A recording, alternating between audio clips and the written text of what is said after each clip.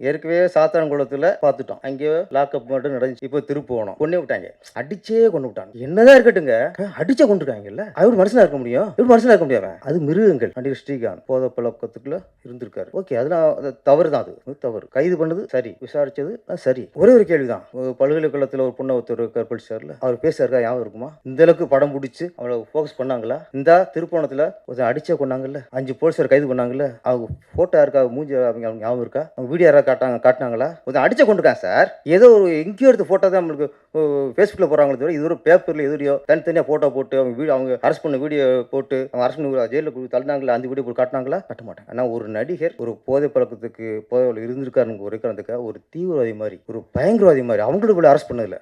ஜீப்பில் ஏற்றுனதுலேருந்து, காரில் கொண்டு போகிறதுலேருந்து, அவ்வளவு நாட்டில் குண்டு வச்சு ஒரு 200-3000 பேரை கொன்னது மாதிரி ஒரு அவ்வளோ பில்டப். நிறைய அந்த சமூக வலைதளங்களையும் இந்த மாதிரி மிருகங்கள் இருக்காங்க சொல்ல வரேன். வன்மம் கக்குறது, ஒரு படத்தை பார்க்காமலே எப்படி இருக்குன்னு தெரியாமலே அதை ஓச்சிடுறது. இது ஒரு நோய் இருக்கு, இப்போ வந்திருக்கு. இப்போ இவங்களுக்கு பிடிக்கலன்னா மக்களுக்கு பிடிக்கலன்னு நினச்சி வச்சிருது. தொகுப்பாளினி கவிதா மேடம் ரொம்ப அழகாக தெளிவாக பேரரசு மாதிரி இல்லாமல் தமிழ் பேசக்கூடியவர். பிகினிங்கில் கன்னடத்தில் பேசுகிறாங்க. கன்னடம் தானே? ஆமாம்.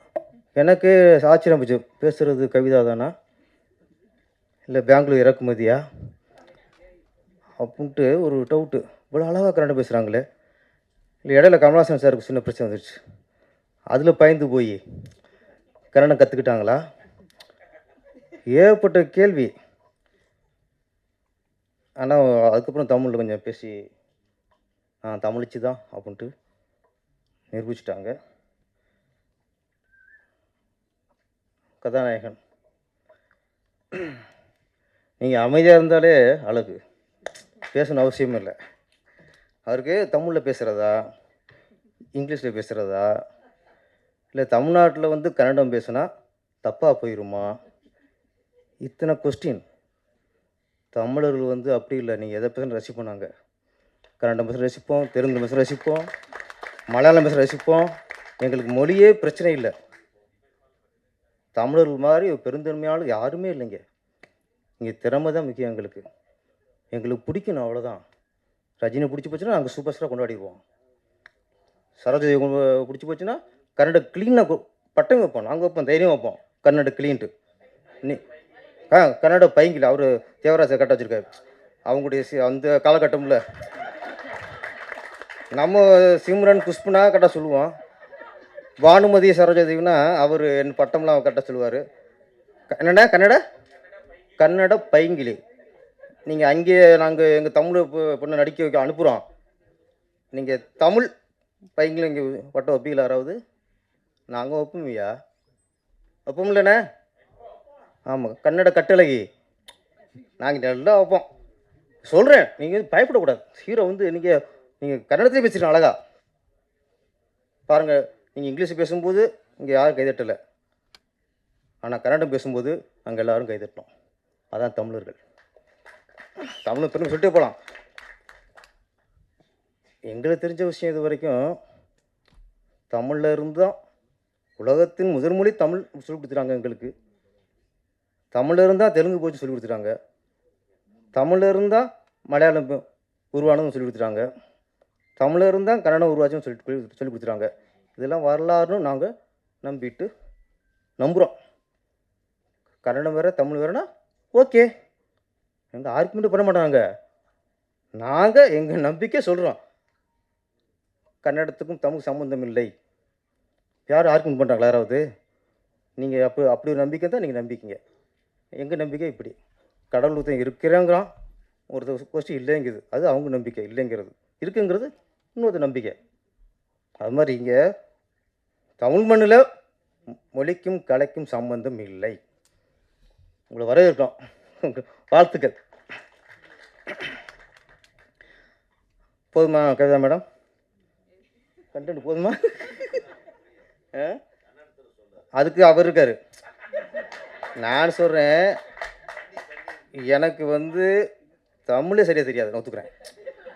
ஆனால் எங்கள் தலைவர் இருக்கார்ல, இயக்குனர் தலைவர், தமிழோட கன்னடம் அழகாக பேசுவாங்க. உண்மையை நான் உங்களுக்கு சொல்கிறேன். உண்மை இல்லையா? நான் பார்த்துருக்கேன். பெங்களூரில் இங்கே நான் கரண்டை பஸ் பார்த்தது இல்லை. ஆ ஆமாம் ஆமாம் ஆமாம். அங்கே பெங்களூர் போயிட்டு ரூட்டு கேட்குறான். நான் எப்படா கேட்குறேன், அப்படியே கன்னட கவிதை மாதிரி வருது. அவன் டிரைவர் மேலாடுறான். அவரை விட இவன் நல்லா இவர் நல்லா பேசுகிறார். கன்னடத்தில் பெங்களூரில் இருக்க டிரைவரை விட அவர் திருத்துறார், அப்படி பேசக்கூடாது அப்படிங்கிறாரு. என்னடா அது? அப்போ அந்தளவுக்கு கற்று வச்சுருக்காரு.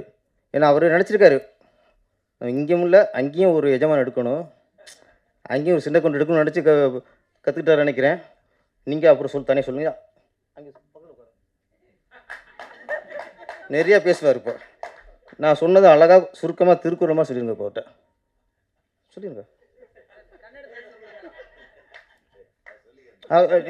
எல்லா கேமராவும் அங்கே பேன் பண்ணுங்க. சொல்லுங்கள். என்ன நான் பேசிக்கிட்டு அவர் பேசுங்க.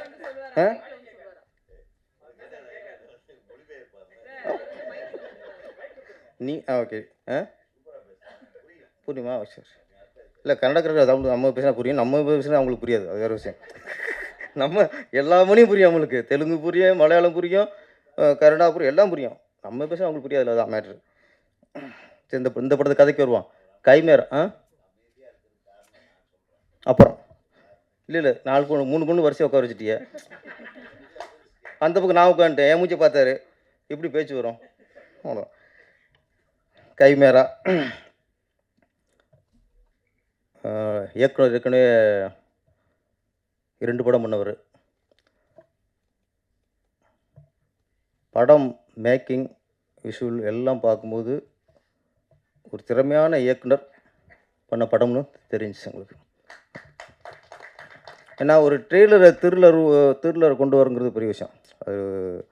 அது ஏதோ கதை ஒன்று இருக்குது அப்படின்னு யோசிக்க வைக்குது, குழப்பத்தையும் உண்டாக்குச்சு. ஆனால் ஒன்று சொல்லி பேசிட்டாங்க. மனிதர்களோட அணுக்களோடு மிருகத்தோட அணுக்களை சேர்த்துட்டா மனிதன் எப்படி மிருகமாகிறான். இங்கே மனுஷங்க இருக்காங்க, இங்கே மனுஷங்க இருக்காங்க. 100ல் 90 பேர் மிருகமாக தான் இருக்கும். அப்போ ஏற்கனவே மிருகமாக தான் இருக்கும். இதில் வேறு நீ மிருகத்தோட அணுக்களை சேர்த்திங்கன்னா நான் என்னது ஆகும்? நாடு இப்படி உருப்படும். ஏற்கனவே சாத்தான்குளத்தில் பார்த்துட்டோம். அங்கே லாக்அப் மட்டும் நடந்துச்சு. அங்கே ஏற்றிருப்பாங்க போல இருக்குது. அடித்து கொண்டாங்கல்ல, அவங்க உடம்புல மிருகத்தோட ஏற்றிருப்பாங்க போல இருக்குது. இப்போ திருப்புவனம் கொன்னே விட்டாங்க. அடித்தே கொண்டு விட்டாங்க. நகை திருநானா திருடலையா, அந்த பொண்ணு கொடுத்தது பொய் புகாரா இல்லை உண்மையா, அதெல்லாம் அடுத்த விஷயம். அதெல்லாம் வந்து விசாரணையில் வரும். என்னதான் இருக்கட்டுங்க, அடிச்ச கொண்டிருக்காங்கல்ல, அது ஒரு மனுஷனாக இருக்க முடியும்? எப்படி மனுஷனாக இருக்க முடியாம? அது மிருகங்கள். அந்த மிருகத்தில் போய் எப்படி மிருக அணுக்களை சேர்க்க முடியுமா? முடியாது. அது மாதிரி இந்த நிறைய பாலியல் பலாத்காரம் பண்ணுறாங்க, கல்லூரிலேயே பண்ணுறாங்க. அவங்க மனுஷங்களா? அவங்க மிருகங்கள். ஏன்னா ஒன்று நாட்டில் பார்த்தா நிறைய மிருகத்தின்பு அதிகமாக மனுஷன்ட்டு இருக்குது, மனிதத்தின்பு ரொம்ப கம்மியாக இருக்குது. இந்த கதைப்படி இவங்க சொல்கிறாங்க மனுஷனுக்குள்ள போய் மிருகத்தை பண்ணுறாங்கட்டு.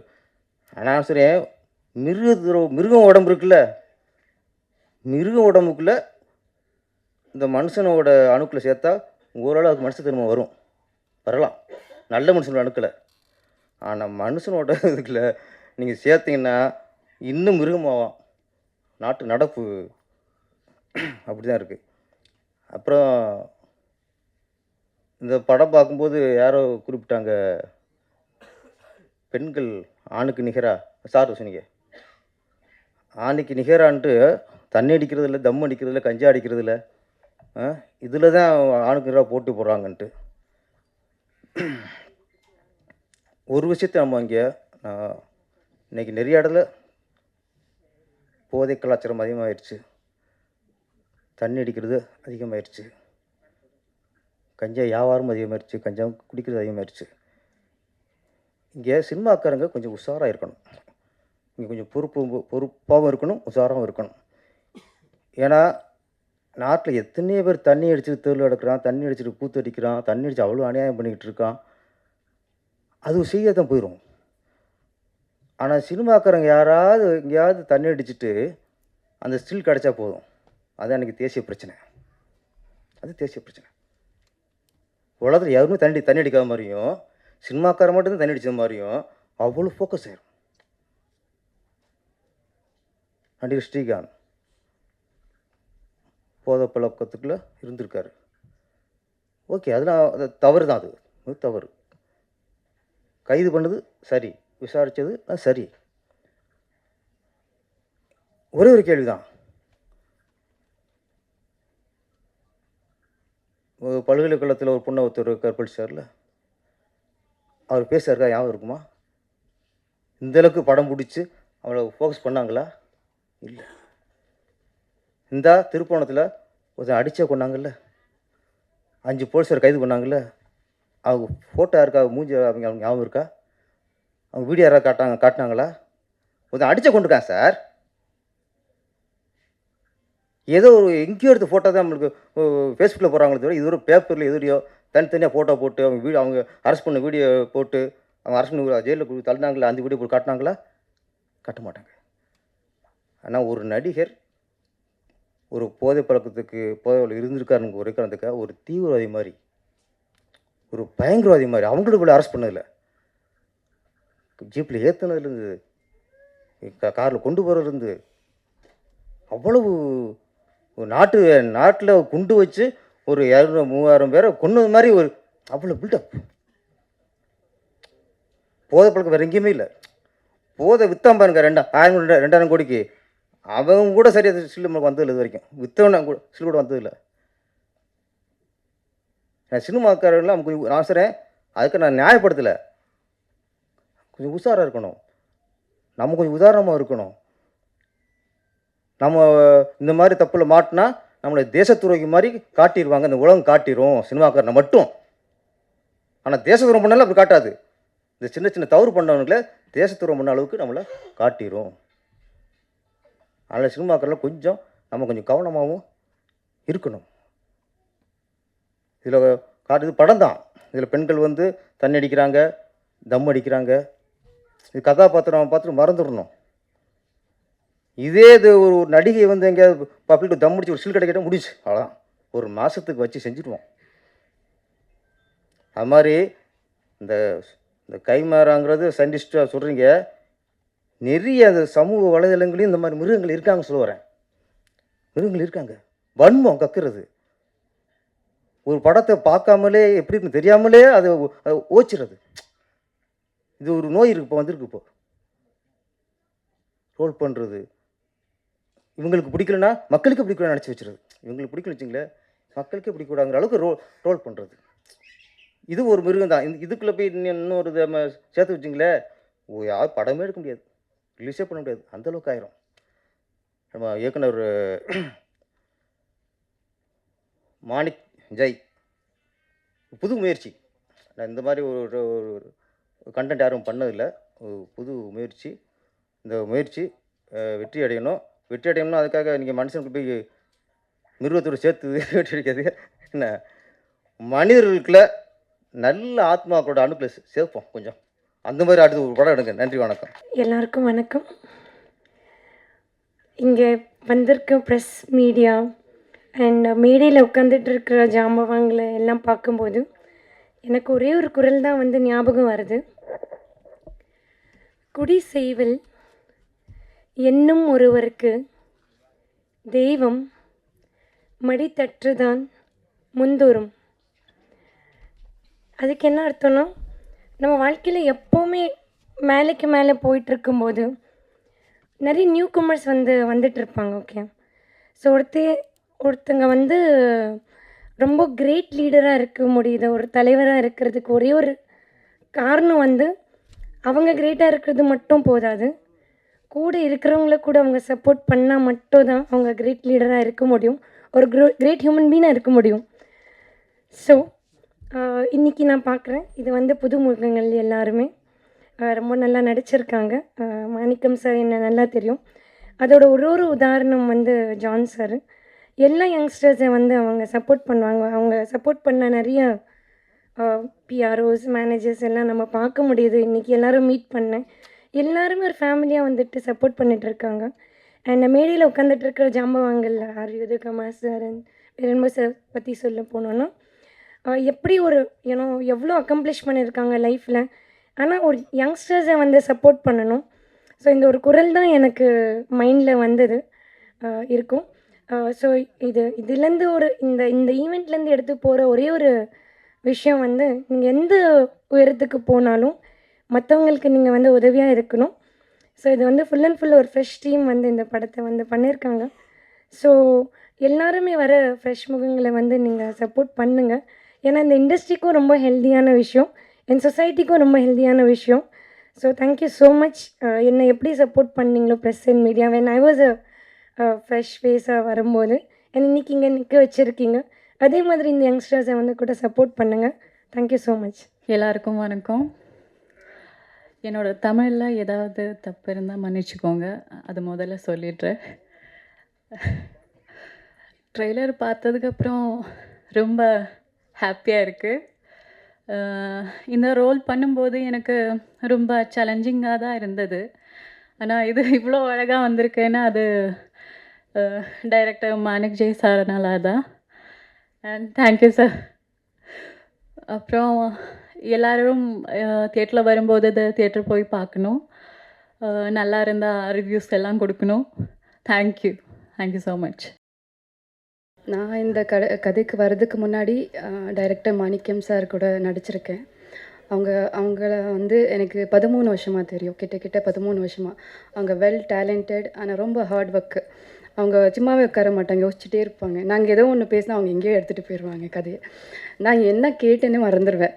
சரி சார், ஓகே சார் அப்படின்ட்டு போயிடுவேன். அதுக்கப்புறம் யோசிப்பேன் என்ன தான் பேசினேன் என்ன அப்படின்ட்டு. ஏன்னா அவங்கக்குள்ளே அவ்வளோ திறமை இருக்குது, அவ்வளோ விஷயத்த யோசிக்கிறாங்க. இப்போ உள்ள ஜென்ரேஷனுக்கு என்னென்ன தேவையோ, மக்களுக்கு என்னென்ன தேவையோ, என்ன இல்லை, என்ன வரப்போகுது, இதெல்லாமே கம்மிங் ஜென்ரேஷனில் என்ன தேவையோ அத்தனையும் இப்போ யோசிக்கிற மென்டாலிட்டி நம்ம டைரக்டர் சார். அவங்க எனக்கு என்னோடய படம் வந்துட்டு பரமும், அதில் எனக்கு சின்ன ஒரு ரோல் அவ்வளோதான். அதுக்கப்புறம் நம்பி எனக்கு திரும்பி கொடுத்தாங்க. எனக்கு ஆக்டிங்கே தெரியாத டைமில் எனக்கு ஆக்டிங்னு கற்றுக் கொடுத்தது, எனக்குள்ளே இருக்க டேலண்ட்டு பார்த்து எனக்கு வாய்ப்பு கொடுத்த டைரக்டர் சாருக்கு எனக்கு கோடியான கோடி நன்றி. அப்புறம் எனக்கு சுத்தமாக தமிழ் தெரியாது. இப்போ தான் இந்த 13 வருஷமாக அவங்க கூட இருந்து கற்றுக்கிட்டது தான் நான் எல்லாமே. ஸோ இப்படியே ஒரு ஸ்டெப்லேயும் அவங்க எனக்கு ஒரு விஷயம் கற்றுக் கொடுத்துட்டே இருக்காங்க. அவங்க எல்லா ப்ராஜெக்ட்லேயும் எனக்கு ஒரு சின்ன ரோல் கொடுக்கணும்னு அவங்க யோசிக்கிறாங்க. ஸோ அதுக்கு நான் எப்போவுமே நன்றிக்கடன் இருக்கேன். அப்புறம் இந்த படத்தை பற்றி நான் சொல்லணுன்னா, இந்த படத்தை பற்றி அவங்க வந்து அவங்க ரஞ்சித் சார் சொல்கிற மாதிரி இது ஒரு அனிமல் படம். மீன்ஸ் என்ன சொல்கிறது, மனுஷக்குள்ளே இருக்கிற ஒரு மிருகோட கதை, சரிங்களா? அது என்னன்னா, இப்போ எல்லாருக்குள்ளே ஒரு முன்னாடி பார்த்தா எல்லோரும் நல்லவங்களாக தெரிவாங்க. அவங்க உள்ளுக்குள்ளே எவ்வளோ வந்து இது இருக்குன்னு அவங்களுக்கு தெரியும். கொடுமையான ஒரு கேரக்டர் உள்ளுக்குள்ளே இருக்கும். அது அவங்கக்கிட்ட வெளிப்படையாக சொல்ல மாட்டாங்க, நடிச்சுட்டே இருப்பாங்க. ஆனால் சில ஒரு செர்டன் டைமில் அது எப்போவுமே உள்ளுக்குள்ளே இருக்காது, அது வெளிப்படையாக வந்துடும். அந்த ஒரு அழகான ஒரு காட்சியை சார் வந்துட்டு தெளிவாக புரிய வச்சுருக்காங்க இந்த கதையில். ஸோ அப்படி தான் மனிதங்களை யார் எப்படின்ட்டு ஜட்ஜ் பண்ண முடியாது. எல்லாருக்குள்ளே ஒரு மிருகம் இருக்குது, அந்த மிருகத்தை எடுத்து காட்டியிருக்காங்க. இந்த படம் பார்த்து நீங்கள் வெளியில் வரும்போது உங்களுக்கே தெரியும் 100% நீங்கள் சாட்டிஸ்ஃபேக்ஷனாக இருக்கீங்க. அப்புறம் வந்துட்டு நம்ம ஹீரோ சார் பற்றி சொல்லி ஆகணும். அவங்க பார்க்கும்போது ஆக்சுவலி நிறைய டேலண்டடு. அவங்க கூட பேசும்போதே தெரியும் அவங்க இவ்வளோ டேலண்ட் இருந்து ஏன் இன்னுமே அவங்க க்ரோத் வரல, ஏன் இன்னும் அவங்களுக்கான ஒரு ஸ்பேஸ் அவங்க எடுத்துகிட்டு வரலன்ட்டு. பிகாஸ் அவங்க நல்லா நடிப்பு வரவங்களுக்கு நல்ல வாய்ப்பு கிடையாது. ஒன்றுமே தெரியாத திறமை இருக்கவங்களுக்கெல்லாம் இதெல்லாம் வாய்ப்பு இருக்குது. ஏன்னா அவங்களுக்கு காசு பணம் அதனால தான் எல்லாமே ரெஸ்பெக்ட் பண்ணுறாங்க. ஆனால் வாய்ப்பு இருக்கவங்க எப்போவுமே கீழே தான் இருக்காங்க. கிட்ட இந்த படம் இது எல்லாமே வந்து நம்ம ஸ்டார்ட் பண்ணாது சார் மாணிக்கம் சார் வந்துட்டு என்றைக்கும் வந்து க்ரோ அப் ஆகிருக்கணும். ஏன்னா அவங்க திறமை, அவங்க கஷ்டம் மட்டும் தான் இங்கே வரைக்கும் கொண்டு வந்திருக்கு. காசு பணம் மற்ற எதுவுமே கிடையாது. ஸோ முடிஞ்சவளுக்கும் இந்த படமே தியேட்டரில் மட்டும் பாருங்கள். முடிஞ்சவளுக்கும் எல்லோரையும் சப்போர்ட் பண்ணுங்கள். மீண்டும் மீண்டும் நம்மள மாதிரி ஆர்டிஸ்ட்டுங்க நம்மள மாதிரி கஷ்டப்படுற எல்லாருக்கும் நீங்கள் தெளிவாக புரிய வைங்க. ஸோ இதுதான் ஒரு thank you so much everybody, thank you so much sir.